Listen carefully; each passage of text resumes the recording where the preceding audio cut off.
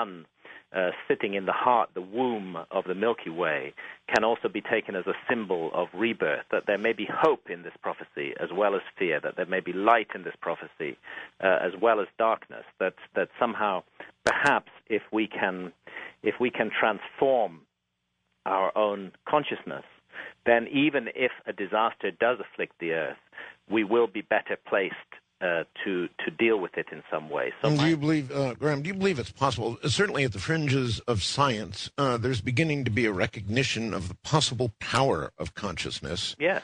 So do you believe that if we were in effect reborn and behaved entirely differently than we are now, that mass consciousness actually could avert the kind of catastrophic event, physical event that you've been talking about? Avert it, or at least make its consequences less damaging, and perhaps avert it entirely. Yes, I do believe that. There's so much wisdom has come down to us from antiquity that sees mankind not simply as a little local issue here on this planet, but really as the focus of a kind of cosmic struggle between the forces of light and the forces of darkness, and that the decisions and actions of mankind may rebound far beyond ourselves out into the cosmos, that we may in fact be the fulcrum on which the entire cosmos pivots. And while that may sound very self-aggrandizing, it is the message of the ancient text. It is, for example, the message of the Gnostic text, the Nag Hammadi library that comes down to us from Egypt, that was found in 1945, documents that were written more than 2,000 years ago, see us as the focus and fulcrum of a cosmic struggle. And I think, again, we need only look into our own lives in the small scale to see how this might work on a much larger scale. Do you suppose, Graham, that we might be alone in all that is out there and all we can see, all these stars and all these planets? That, after all, we haven't detected any signals. We've had no affirmed absolute visitations. Could we be actually alone? That's pretty egocentric, but well, yes, it is. I mean, of course, it's possible. I actually don't think we are alone. I think the universe is a gigantic cosmic and spiritual mystery. I think the universe has been created as a home for life.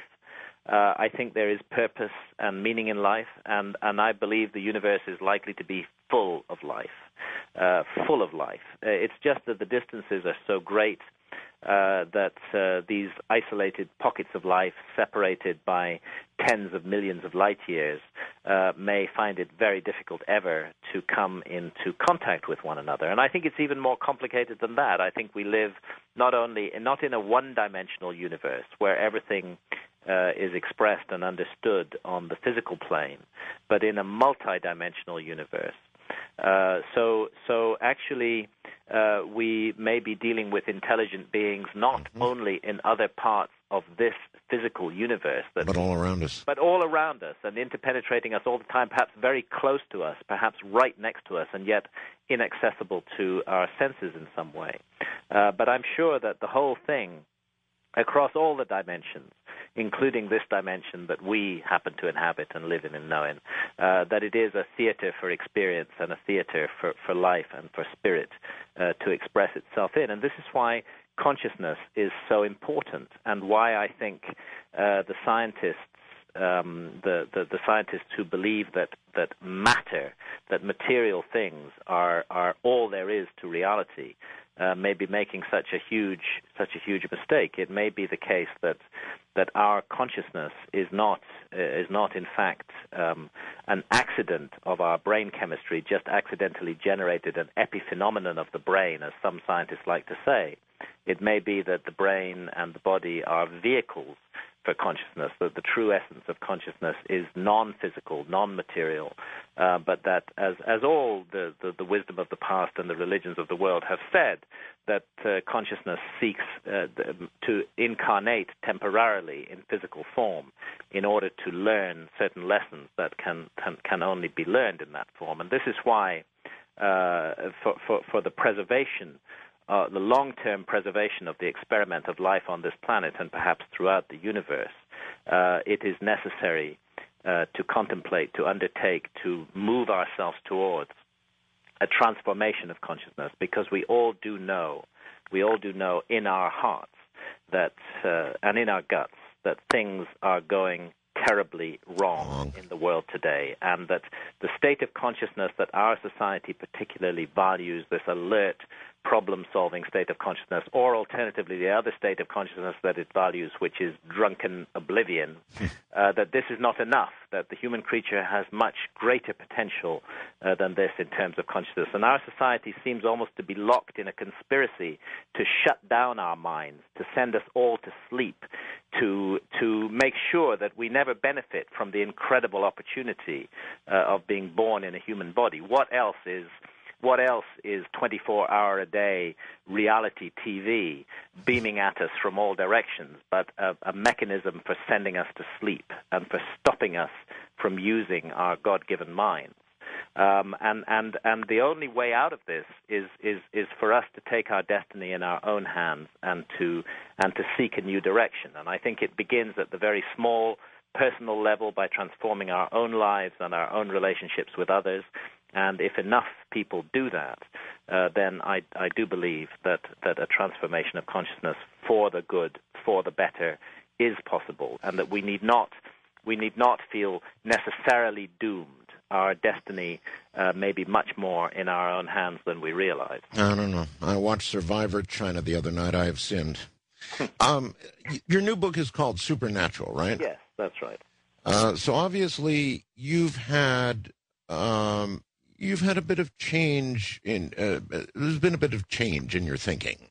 Yes, I would say more of an evolution in my thinking. I think I've been very lucky. I've been very fortunate over the last 2 decades or so to have been able to spend a great deal of my life traveling in remote and exciting and intriguing parts of the world, exploring ancient monuments such as the Great Pyramids of Egypt, the temples of Angkor in Cambodia, putting together the evidence to argue the case for a lost civilization of deep antiquity.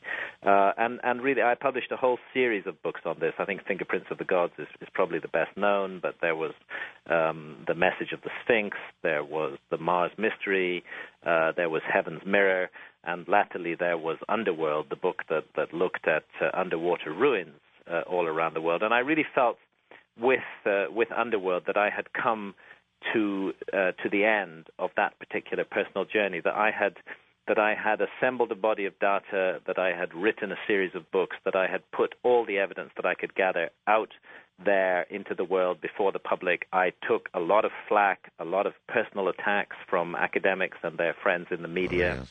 Some of it was very damaging. Some of it was very painful. I took physical risks, risked my own life. My wife Santa and I both risked our lives with Underworld, diving in currents that flow like a river underwater, having our diving gear ripped out of our mouths, surfacing and finding the boat not there. And finally, I got to the point where I felt I've done about as much of this as I can usefully do. And if I carry on, I'm either going to end up dead or I'm going to end up just boringly and endlessly repeating myself, which I don't want to do. All right, Graham, hold it right there. We're at a break point. His new book is in paperback, folks. It's called Supernatural. We'll be right back. If our fate is tied to our, I don't know, stopping from being gross, repugnant, arrogant, cruel, wasteful, and excessive, then I suggest to you that on December 21st, 2012, or in that window, we're really going to rock on. Sorry for the poor analogy there, but that's kind of what I think. We're not exactly headed in the right direction. Science is only just now, as are many of you out there that listen to this program, beginning to toy around the edges of consciousness and what it means. We're going to have to get a lot further than that, or we rock on. We'll be right back.